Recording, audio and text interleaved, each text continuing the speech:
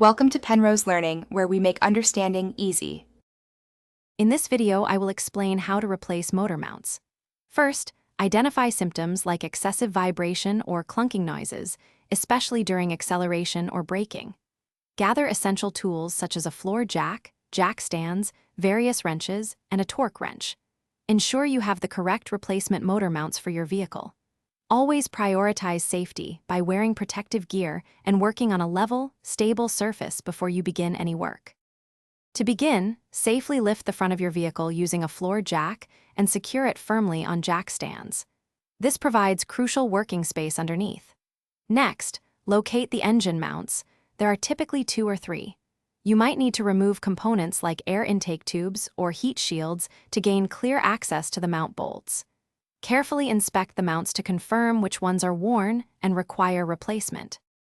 Place a block of wood on your floor jack and position it under the engine oil pan to gently support the engine's weight. This prevents the engine from dropping when the mounts are removed. Carefully unbolt the old motor mounts from both the engine and the frame. Remove the worn mounts.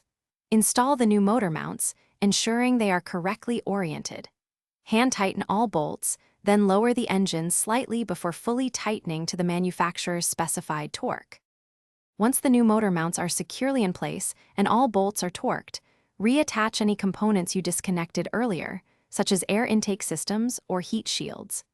Double-check that all fasteners are tight and nothing is left loose. Carefully lower your vehicle off the jack stands. Finally, take your vehicle for a test drive to ensure the new motor mounts have eliminated the previous vibrations and noises, providing a smoother ride.